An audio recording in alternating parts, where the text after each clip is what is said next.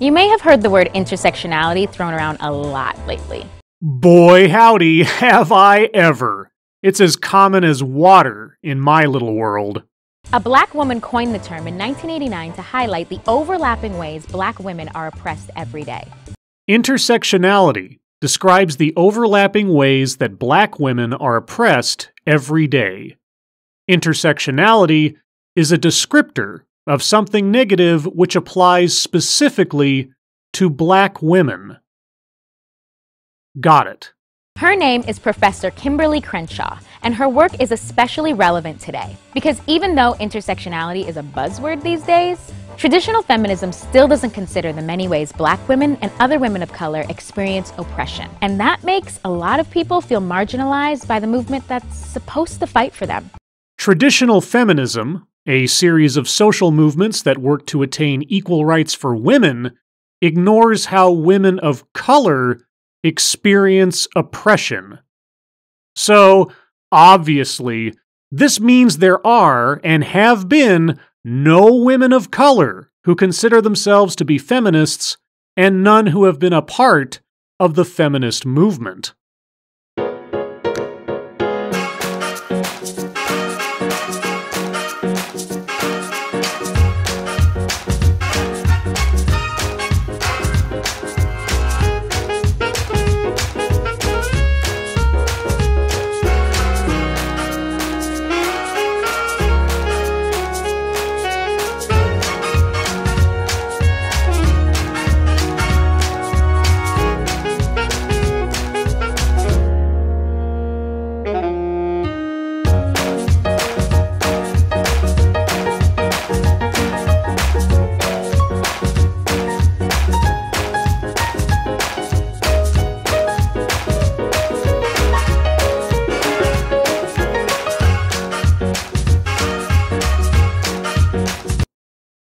Got it. Despite being historically left out of feminism, black women have always been doing the work, creating their own political and social movements that don't depend on traditional feminism at all. Being left out of feminism. Well, feminism is an ideology. Membership only requires someone to say that they are a feminist. How have women, of color or otherwise, been left out of feminism? Writer Alice Walker coined the term womanist in 1983. Womanism is a social framework that separates itself from feminism and centers black women. Womanism is an offshoot of feminism which is centered on black women. Got it. Here's how scholar Layli Phillips puts it. Unlike feminism, and despite its name, womanism does not emphasize or privilege gender or sexism.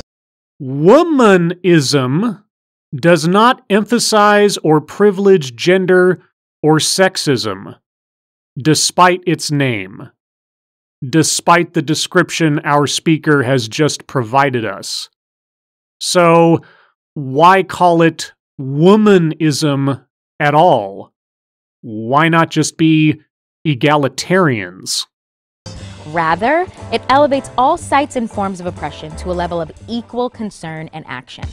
All sites and forms of oppression. Womanism does this. Even though it is centered on black women, womanism somehow concerns itself with everyone. Got it. While scholars have drawn clear lines between what separates womanism and feminism, I think you drew that line when you told us that womanism is race-specific. a lot of black women fall somewhere in between and identify as black feminists. So, black feminism is the moderate position, with feminism on one end and womanism on the other end, where womanism is black-centered feminism, and black feminism is, how does black feminism differ from womanism, then? But as Professor Patricia Hill Collins argues, there's not really a term that represents the fullness of what black women now call black feminism and womanism.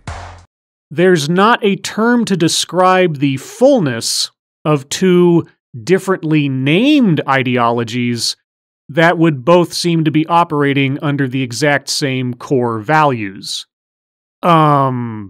Okay. And if a term like that did exist, what exactly would such magic words accomplish? Regardless of how you identify. Regardless? It would seem to me that this entire exercise has been to underline the importance of self-identification. Traditional feminism has always fallen short. It's forgotten how police brutality disproportionately affects black women, that African American and Latina women continue to make less than, literally, everyone else.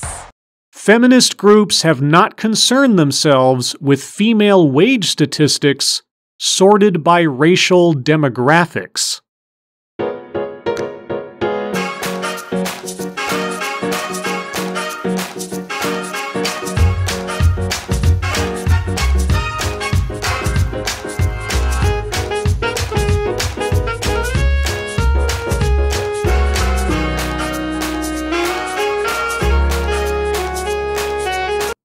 Got it. And that murders of trans women of color are underreported and forgotten. Feminist groups have not concerned themselves with the plight of transgender women of color or otherwise.